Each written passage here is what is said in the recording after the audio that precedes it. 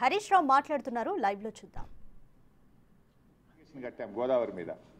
భక్త రామదాస్ అనేది కూడా ఆల్రెడీ ఉన్న ఆయకట్టే, అది ఎస్ఆర్ఎస్పిలో భాగంగా ఉన్న ఆయకట్టుకు టేలెండ్కు నీళ్లు రావడం లేదని మనము చిన్న లిఫ్ట్ పెట్టి పాలేరు నియోజకవర్గానికి నీళ్ళు ఇచ్చాం.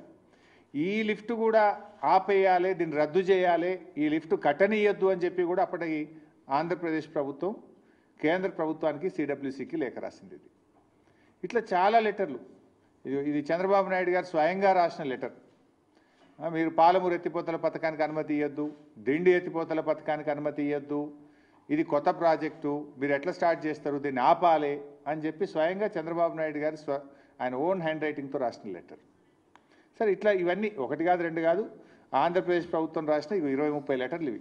తెలంగాణ ప్రాజెక్టులకు అడ్డుపడుతూ తెలంగాణ ప్రాజెక్టులను నిలిపివేయాలని, అనుమతులు ఇవ్వొద్దని, మీరు ఎట్లా కడతారని కోర్టుల్లో కేసులు వేశారు, కేంద్ర ప్రభుత్వం దృష్టికి తీసుకుపోయినారు, గ్రీన్ ట్రిబ్యునల్లో కూడా కేసులు వేసిండ్రు.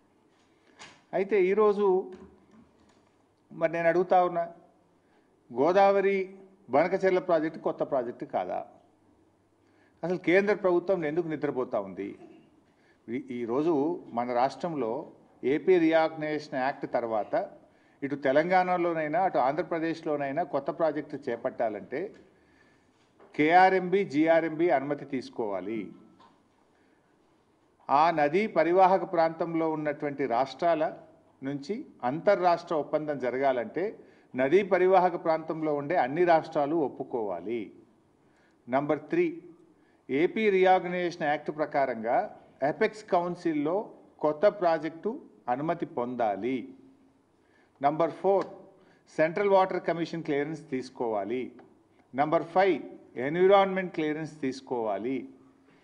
ఏ అనుమతి కూడా లేదు. ఇప్పుడు గోదావరి బనకచెర్ల ప్రాజెక్టుకు ఏ అనుమతి లేదు. నేను పైన చెప్పిన దాంట్లో ఏ ఒక్క అనుమతి లేకుండా నియమ నిబంధనలన్నీ బుల్డోజ్ చేస్తూ కేంద్రం జుట్టు తన చేతుల్లో ఉంది అని చెప్పి ఇష్టారీతిన రాత్రికి రాత్రి ప్రాజెక్టు రూపకల్పన చేసి ఇవాళ టెండర్లు పిలిచి ముందుకు పోతా ఉన్నారు.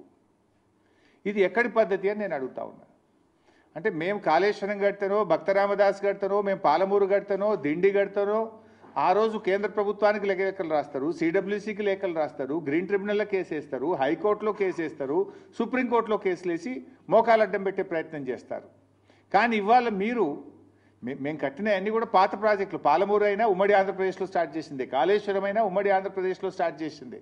కానీ మీరు ఇలా కొత్త ప్రాజెక్టును నియమ నిబంధనలన్నీ కూడా ఉల్లంఘించి ఇవాళ ఆంధ్రప్రదేశ్ కడతా ఉంది. ఇది జరుగుతూ ఉంటే మరి మన ముఖ్యమంత్రి గారు పోయినసారి అసెంబ్లీలో మాట్లాడిన రేవంత్ రెడ్డి, బడ్జెట్లో మనకు గుండు సున్నా పెట్టినరు, మన ప్రాజెక్టులకు అనుమతిస్తలేరు, మనకు ఏమీ రావడం లేదు, నేను నీతి ఆయోగ్ మీటింగ్ను బైకాట్ చేస్తున్నా అని చెప్పి అసెంబ్లీలో చెప్పాడు. ఏమిచ్చిండ్రు?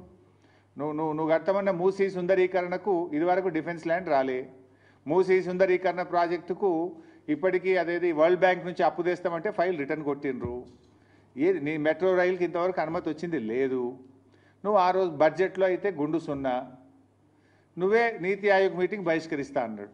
మరి నిన్న నేను పొద్దుగాలనే అందరికంటే ముందు పోయి కూర్చున్నాడు. నిన్న నీతి ఆయోగ్ మీటింగ్లో అందరికంటే ముందు పోయి రేవంత్ రెడ్డి రాత్రే పోయాడు, పొద్దుగాల ఫస్ట్ కూర్చున్నాడు, మంచి రాముడు మంచి బాలు లెక్క కూర్చున్నాడు.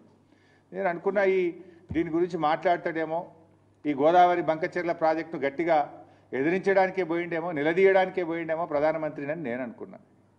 కానీ చూస్తే అసలు ఈ ప్రాజెక్టు గురించి మాట్లాడిన సందర్భం కూడా లేదు.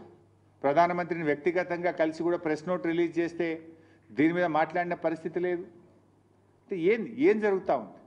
రేవంత్ రెడ్డి మాట్లాడాడు, ఉత్తమ్ కుమార్ రెడ్డి అయితే అసలే మాట్లాడాడు. ఏం చేస్తున్నట్టు? నీటిపారుదల శాఖ మంత్రి ఏం చేస్తున్నట్టు, ముఖ్యమంత్రి ఏం చేస్తున్నట్టు, ఈ రాష్ట్రానికి ఇంత తీవ్రమని నష్టం జరగబోతూ ఉంటే ఎందుకు స్పందించరు? ఇవాళ మనకు గోదావరిలో 959 టీఎంసీల నీళ్లను బచావత్ ట్రిబ్యునల్ మన రాష్ట్రానికి ముఖ్యంగా తెలంగాణ ప్రాంతానికి కేటాయించింది. మరి ఆ 959 టీఎంసీలను మనం వాడుకోవాలి కదా. ఇవాళ పైకి ఏం మాట్లాడుతున్నారు?